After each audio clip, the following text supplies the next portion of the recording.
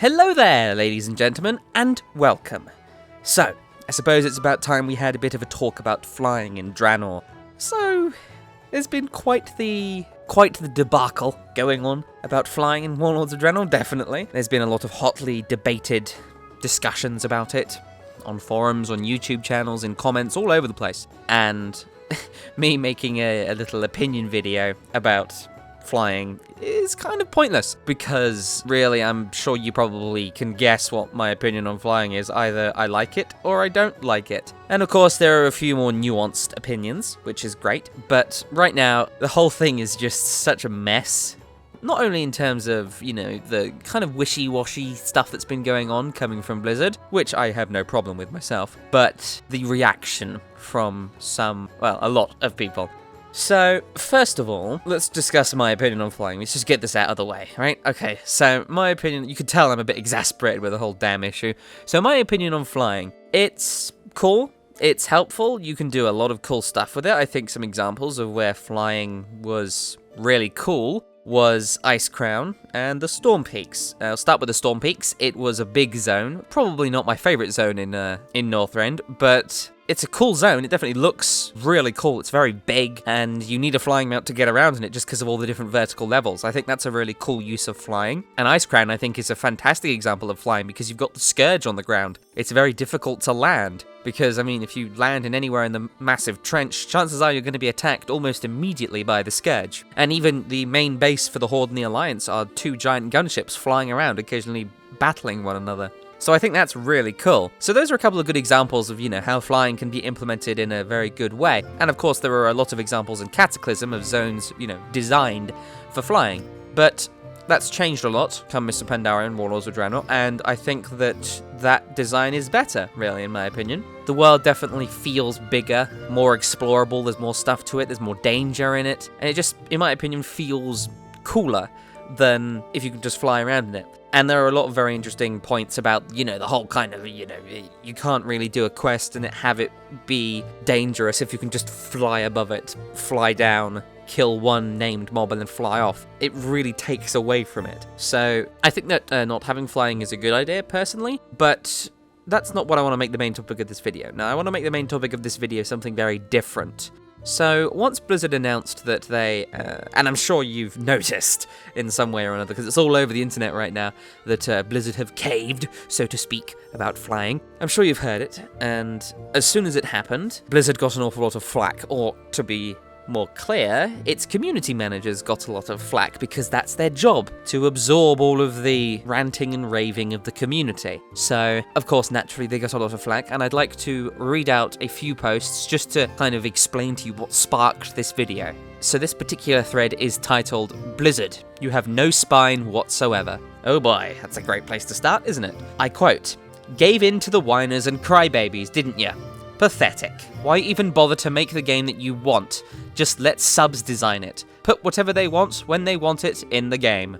And that's the whole thing. So this has of course sparked quite the discussion, and Zahim himself has commented on it and stated that we have to make a lot of decisions when it comes to building and maintaining such a massive world that's near and dear to so many people. We always try to do what's best for the game, all while listening to how the community is responding along the way. In some situations, our point of view shifts as we share in discourse with players. It's all case by case, and at no point is it implied that we're going to design by democracy rather than follow our collaborative expertise and instincts. But to put it in motivational poster terms, progress is impossible without change, and those who cannot change their minds cannot change anything. So of course, naturally, once Zahim responded to this particular post and begun the discussion, it became an attack on him. So instantly there are things like, so what you're saying is because ProFlight couldn't change their minds, you gave up on progressing the game for the better with your development mindset of experiencing the content from the ground floor. ProFlight destroyed this game going forward. Got it. Thanks. And other things such as, I think they did it to feed the lions before the dev guy does the Q&A on Saturday. They looked at their subscription numbers and flipped a switch. Alright, so let's talk about what's really important here, okay? And I don't want to make this too long because I have a lot to damn well do. 6.2 is nearly here. I'm sure it's nearly here. We've got the release version on the PTR. Most of the raid testing has been done. It's on its way. You know, I've got a lot of preparing to do. I intend to get one final class to 100 before I really get into the guides. I've got to prepare with my shaman with this new guild I'm in, and it's a very serious guild. So I've got to do a lot of research and preparation in that regard. And I've just got a whole lot of different stuff to be doing in terms of guides. I might even start getting some real experts in and involved in it so I can get some real great advice coming in and make these guides fantastic, top-notch stuff. So I've got a lot of stuff going on. Now, what really matters in this situation? I don't know. How about the people involved? You know, I understand that you love this game. I love this game too. That's why I've turned it into my job. But seriously, calm down. Whether there's flying or not in World of Warcraft, whether the next expansion lets you fly around, or whether it decides to take away flying mounts entirely, regardless of what changes are made to this game, Blizzard still loves it. It's clear. Don't worry about it. But all that said, that's not an excuse for all of this stupid ranting and raving I'm hearing. All of this constant negativity, it really is starting to bum me out. So can you please stop? Although to be fair, this is probably just preaching to the choir. But you know, next time you hear this debate going on, and not so much when you hear someone talking about, you know, their opinion on flying, I think that's fine, you know, I think that it's an important debate to have. But when you hear people just flat out bashing community managers, try and point out that these people are human beings whose job it is to take this flack. Why don't you, make it a bit easier on them so that they can focus on, constructive, critical debate about their game rather than just having a go at them, right? Because these are human beings at the end of the day. Human beings that have to step away from their computer, go home, spend time with their families, and just live a normal life. They exist, like we all do, to be happy.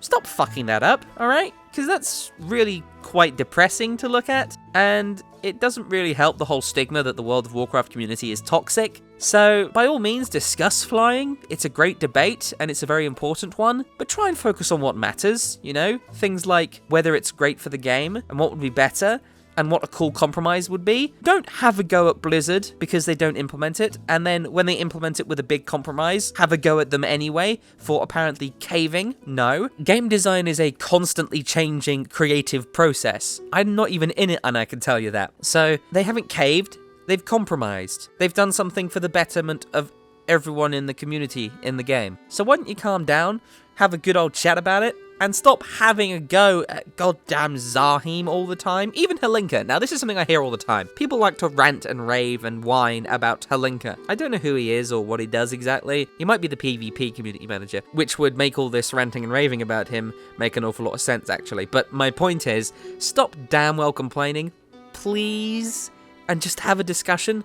And I realise this is a bit hypocritical, this is me basically complaining, but the difference is, you're not forced to listen to this. The community managers are forced to read all this stuff. And as someone who leads a community, although, it's not nearly as big a community or as vocal, but, it's still a community. There's a community of people that comment on my videos. I read every single one, it's not hard to. So I absolutely do not question the fact that these community managers read everything. So just calm down, have a good old chat about it, and stop making human beings feel like crap.